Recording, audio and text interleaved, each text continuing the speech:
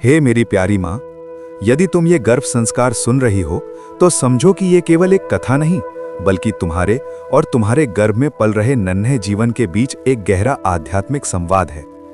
इस संसार में हर जन्म एक रहस्य है, एक दिव्य योजना है।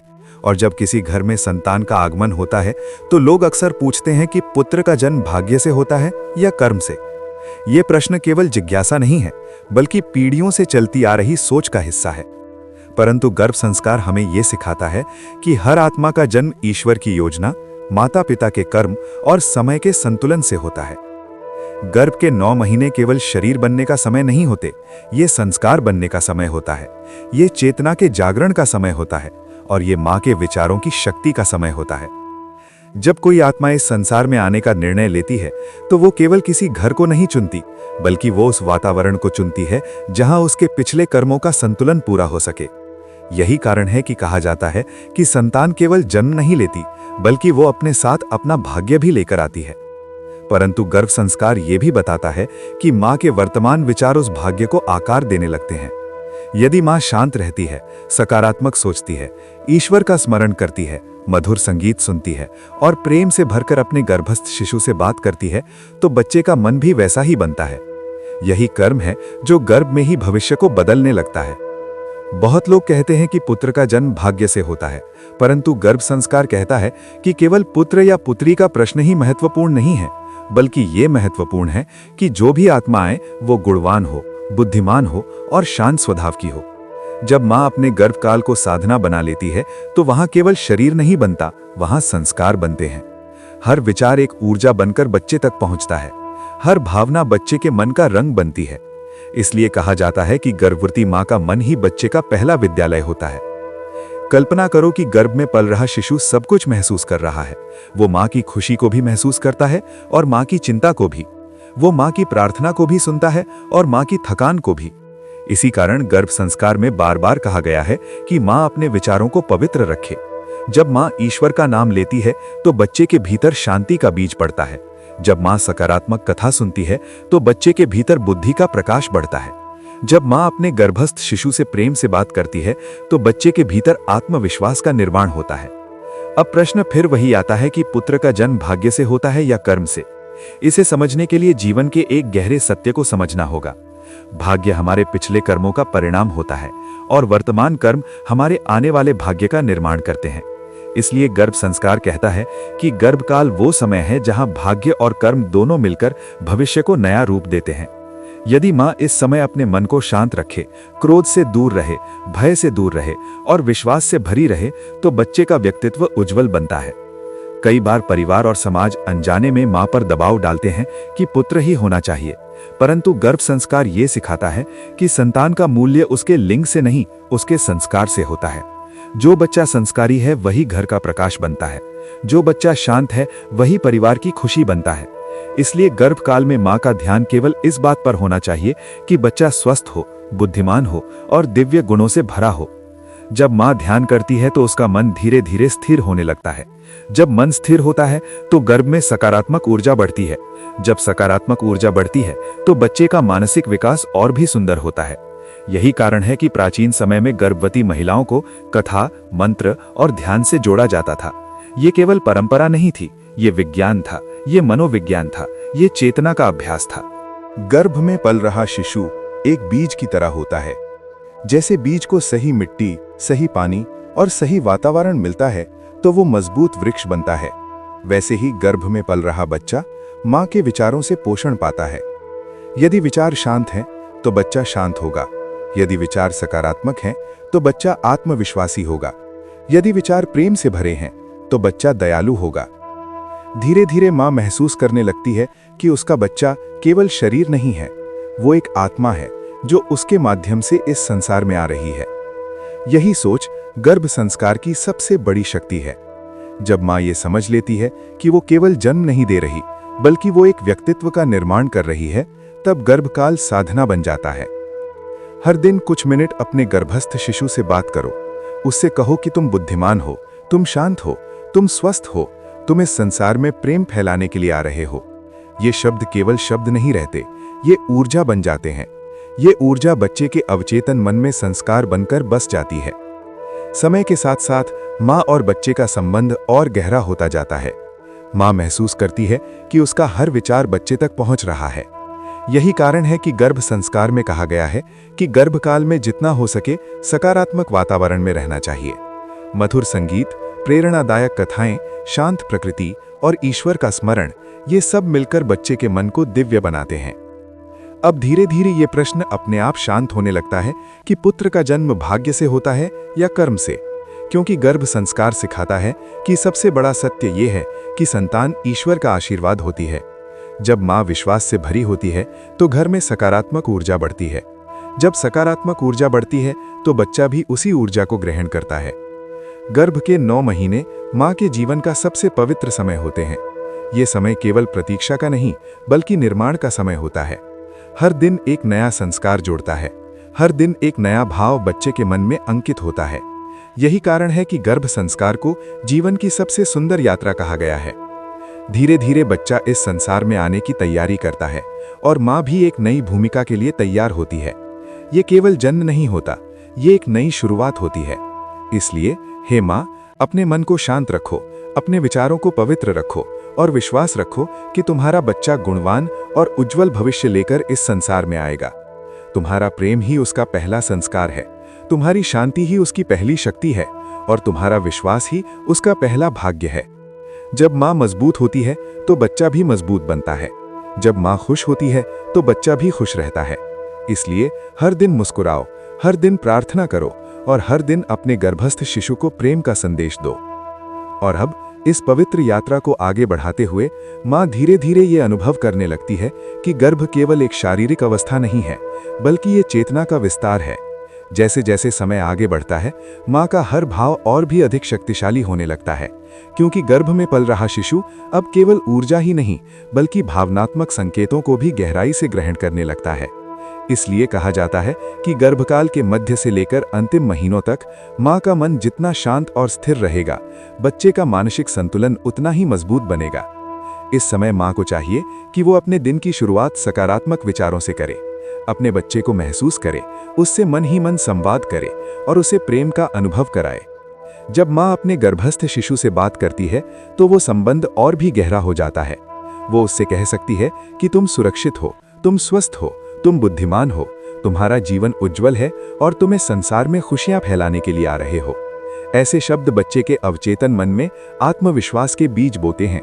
यही बीज आगे चलकर उसके व्यक्तित्व का आधार बनते हैं। गर्भ संस्कार ये बताता है कि बच्चे का मन जन्म के बाद नहीं बल्कि गर्भ में ही आकार लेना शुरू कर देता है। समय के साथ माँ को यह भी समझ आने लगता है कि बाहरी वातावरण का प्रभाव भी बहुत महत्वपूर्ण है। घर में होने वाली बातें, आसपास का माहौल, सुनाई देने वाली ध्वनियां, ये सभी बच्चे तक पहुंचती हैं। इसलिए गर्भकाल में शांति का वातावरण बनाना बहुत आवश्यक माना गया है। मधुर ध्वनियां, हल्का संगीत, सकारात्मक कथाएं और प्रकृति से जुड़ाव बच्चे के मानसिक विकास को संतुलित बनाते हैं।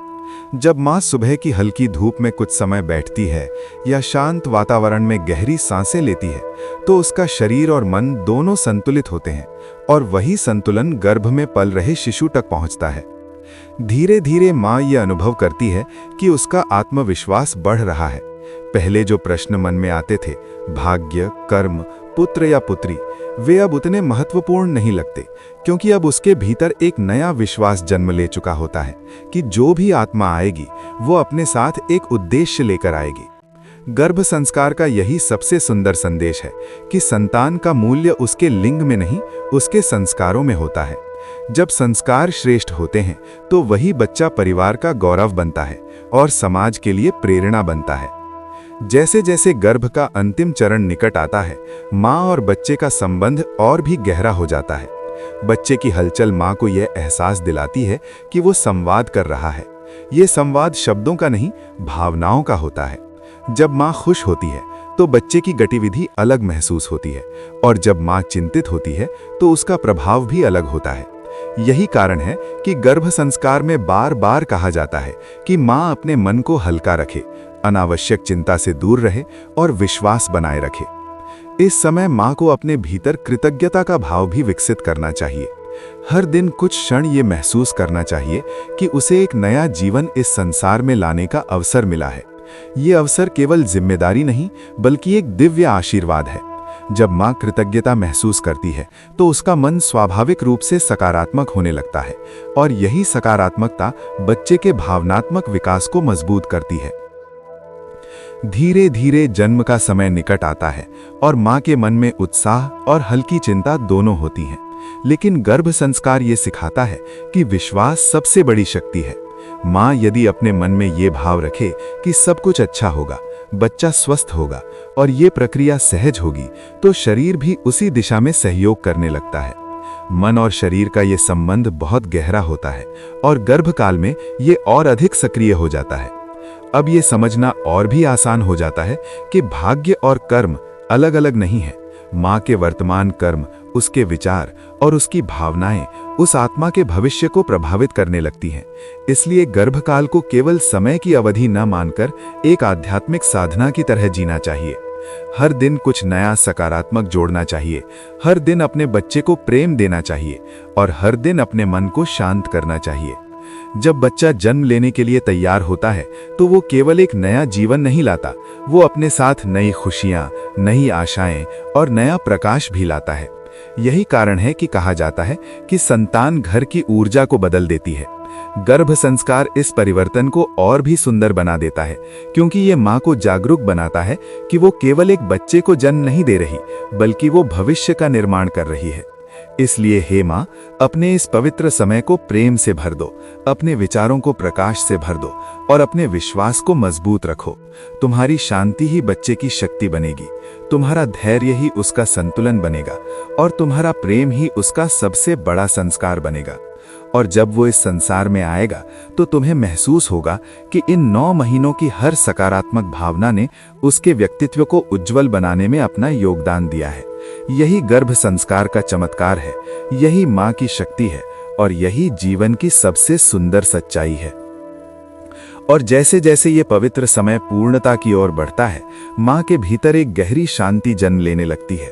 उसे महसूस होने लगता है कि अब उसका हर विचार केवल उसका अपना नहीं रहा, बल्कि वो उसके गर्भ में पल रहे जीवन का भी हिस्सा बन चुका है। यही वो क्षण होता है जब माँ का मन स्वाभाविक रूप से और अधिक सजग हो जाता है। वो अपने शब्दों को भी सकारात्मक बनाने लगती है, अपने आसपास के वातावरण को भी शांत रखने का प्रयास करती है और हर दिन अपने बच्चे के उज्जवल भविष्य की कल्पना करने लगती है। ये कल्पना केवल सोच नहीं रहती, बल्कि एक ऊर्जा बनकर गर्भ तक पहुंचती है और बच्चे के व्यक्तित्व को भीतर ही भीतर आकार देने लगती है। धीरे धीरे माँ समझने लगती है कि गर्भकाल केवल प्रतीक्षा का समय नहीं है, बल्कि ये निर्माण का समय है। जिस प्रकार कोई कलाकार अपनी रचना को धैर्य और प्रेम से बनाता है, उसी प्रकार माँ भी अपने भावों और संस्कारों से अपने बच्चे का भविष्य गढ़ रही होती है। हर दिन का छोटा सा सकारात्मक विचार भी बच्चे के मन में स्थायी प्रभाव छोड़ता है। जब माँ मुस्कुराती है तो वो मुस्कान एक भाव बनकर गर्भ तक पहुँचती है। जब माँ प्रार्थना करती है तो वो प्रार्थना एक शक्ति बनकर बच्चे के आत्मविश्वास को मजबूत करती है। इस दौरान माँ को ये भी अनुभव होने लगता है कि उसका अपने बच्चे से संबंध शब्दों से परे जा चुका है। अब संवाद केवल बोलने से नहीं, बल्कि महसूस करने से होने लगता है। कभी हल्की सी हलचल, कभी शांत स्थिरता, ये सब संकेत माँ को ये बताते हैं कि बच्चा उसकी भावनाओं को समझ रहा है। यही अनुभव माँ को और अधिक सकारात्मक बनने की प्रेरणा देता है। वो अपने भीतर विश्वास को और मजबूत करती है और हर दिन ये संकल्प लेती है कि उसका बच्चा स्वस्थ, शांत और गुणवान बने। समय के इस चरण में परिवार का सहयोग भी बहुत महत्वपूर्ण हो जाता है। जब घर का वातावरण प्रेम से भरा होता है, जब आसपास के लोग माँ को सम्मान और खुशी देते हैं, तो उसका मन स्वाभाविक रूप से हल्का और प्रसन्न रहता है। यही प्रसन्नता गर्भस्थ शिशु के भावनात्मक विकास में बहुत बड़ा योगदान देती है। इसलिए कहा जाता है कि गर्भ केवल माँ का नहीं, पूरे परिवार की सकारात्मक ऊर्जा का परिणाम होता है। जैसे जैसे अंतिम दिन निकट आते हैं, माँ के भीतर एक नया उत्साह जन्म लेता है। वो अपने बच्चे को देखने की कल्पना करती है, उसे अपनी बाहों में लेने की अनुभूति को महसूस करती है। ये कल्पना भी बच्चे तक पहुंचती है और माँ और शिशु के बीच भावनात्मक संबंध को और गहरा कर देती है। यही वो समय होता है जब माँ को सबसे अधिक शांत रहने की आवश्यकता होती है, क्योंकि उसकी शांति ही बच्चे के आत्मविश्वास का आधार बनती है। अब ये सत्य और स्पष्ट हो जाता है कि जीवन में भाग्य और कर्म दोनों साथ चलते हैं। जो आत्मा आने वाली है वो अपने साथ अपना भाग्य लेकर आती है, लेकिन माँ के वर्तमान कर्म उस भाग्य को दिशा देने लगते हैं। इसलिए गर्भकाल का हर दिन महत्वपूर्ण है, हर भावना महत्वपूर्ण है और हर सकारात्मक विचार भविष्य का निर्माण करता है। धीरे धीरे ये पवित्र यात्रा अपने सबसे सुंदर क्षण की ओर बढ़ती है, जहां एक नई किलकारी पूरे घर की ऊर्जा को बदल देती है। माँ का धैर्य, उसकी साधना और उसका प्रेम एक जीवंत रूप में उसके सामने होता है। उसी क्षण माँ को एहसास होता है कि इन 9 महीनों में उसने केवल समय नहीं बिताया, बल्कि उसने एक जीवन को संस्कारों से सजाया है। और यही गर्भ संस्कार का सबसे गहरा संदेश है कि जब माँ अपने विचारों को प्रकाश से भर देती है तो आने वाला जीवन भी उज्जवल हो जाता है, और उसी उजाले से परिवार, समाज और भविष्य सब रोशन होने लगते हैं। और इसी भाव के साथ ये पवित्र गर्भ यात्रा अपने अंतिम संदेश तक पहुंचती है। हे माँ, तुम केवल एक जीवन को जन्म नहीं दे रही हो, बल्कि प्रेम, संस्कार और उज्जवल भविष्य का निर्माण कर रही हो। तुम्हारा धैर्य ही तुम्हारी शक्ति है, तुम्हारी शांति ही तुम्हारे बच्चे का संतुलन है, और तुम्हारा विश्वास ही उसके जीवन की सबसे बड़ी नींव है। इस संसार में माँ का स्थान सबसे ऊंचा माना गया है, क्योंकि वही पहली गुरु है, वही पहली ऊर्जा है और वही पहला संसार है जिसे बच्चा महसूस करता है।